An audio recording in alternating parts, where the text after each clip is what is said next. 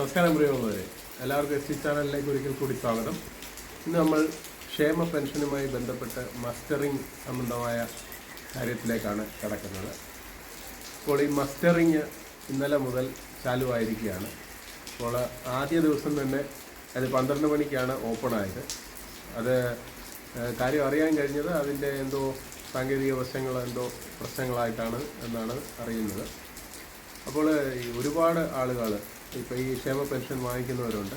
അപ്പോൾ അവർ ഈ മസ്റ്ററിങ് ചെയ്യാൻ വേണ്ടിയിട്ട് ബുദ്ധിമുട്ട് അനുഭവപ്പെടുന്നുണ്ട്. കാര്യം എന്ന് വെച്ചാൽ അവരുടെ വ്യക്തിഗത ലോഞ്ചിൽ നാളിതുവരെയും അതിനകത്ത് ആക്ടിവേഷൻ ആയിട്ടില്ല. അപ്പോൾ അത് ആക്ടിവേഷൻ ചെയ്യാൻ വേണ്ടിയിട്ട് പല ആളുകളും, അതായത് ക്ഷേമ പെൻഷൻ വാങ്ങിക്കുന്ന പല സഹോദരി സാറന്മാരും അതുപോലെ അമ്മമാർ തുടങ്ങിയവരെല്ലാം ഈ പറഞ്ഞ ഇത് അവരുടെ വ്യക്തിഗത ലോഞ്ചിന് അനുവദിക്കുവാൻ വേണ്ടി സർക്കാരിൻ്റെ അടുത്ത് നിരൂപാധികം അപേക്ഷ സമർപ്പിക്കുകയും തുടർന്ന് നാളിതുവരെ അവർക്ക് അങ്ങനെ ഒരു സൗകര്യം ഇതുവരെ ഉണ്ടാക്കി കൊടുത്തിട്ടില്ല. ഈ ചാനലുകളിലും എല്ലാം ഈ പെൻഷൻ മസ്റ്ററിങ്ങിനെ കുറിച്ച് വ്യാപകമായി ചർച്ച വരുന്നുണ്ട്. പക്ഷേ ഈ ഒരു ചർച്ച മാത്രം എങ്ങും കാണപ്പെടുന്നില്ല.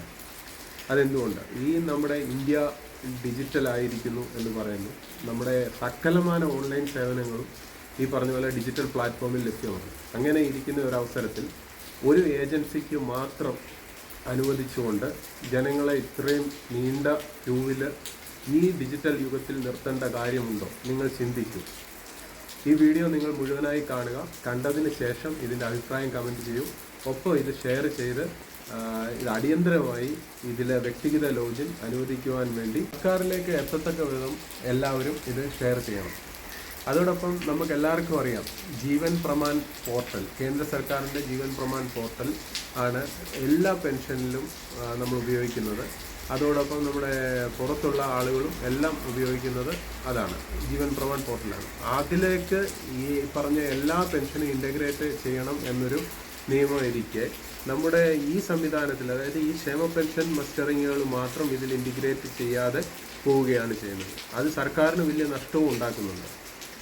അതോടൊപ്പം തന്നെ ഈ പറഞ്ഞ ഇപ്പം നമ്മുടെ കേരളത്തിലുള്ള ആളുകൾ അവർ എങ്ങനെയെങ്കിലും ഈ പറഞ്ഞ ഏജൻസികളിലൊക്കെ പോയി ചെയ്യുമെന്ന് നമുക്ക് കരുതാം. ഇപ്പം വീട്ടിൽ കിടപ്പിലായ ആളുകൾ എന്ത് ചെയ്യും?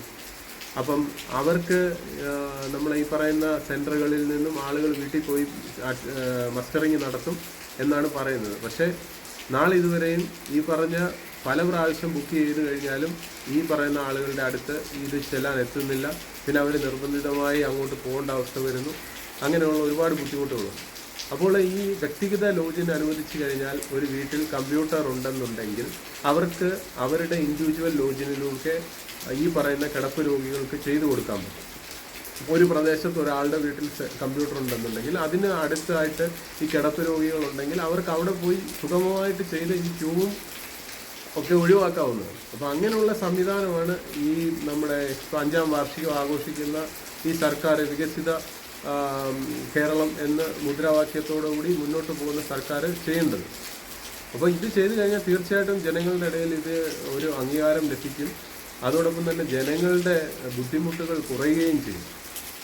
അതോടൊപ്പം വേറെ വലിയൊരു ഇതിനകത്ത് മെയിൻ ഒരു പോയിന്റ്, അതായത് മെയിൻ ഒരു പ്രശ്നം ഇതിനകത്ത് അഭിമുഖീകരിക്കുന്നത് കേരളത്തിന് പുറത്ത് ജോലി ചെയ്യുന്ന മലയാളികളാണ്.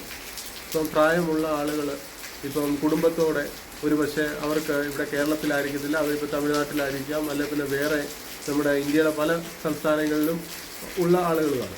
ഈ ക്ഷേമ പെൻഷൻ മസ്റ്ററിങ് നടക്കുന്ന സമയത്ത് ഈ പറഞ്ഞ ആളുകളെല്ലാം കേരളത്തിൽ വന്ന് ഈ ഒരു സെൻറ്ററിൽ പോയി മാത്രം മസ്റ്ററിങ് ചെയ്യുന്നത് എന്ത് നടപടിയാണെന്നുള്ളത് ആർക്കും മനസ്സിലാകുന്നില്ല. പക്ഷെ ഇതിനെക്കുറിച്ചിട്ട് ജനങ്ങളാണ് പ്രതികരിക്കേണ്ടത്. ജനങ്ങൾ പ്രതികരിച്ച് ഇത് ഈ പറഞ്ഞതുപോലെ സർക്കാരിൽ എത്തിക്കുക.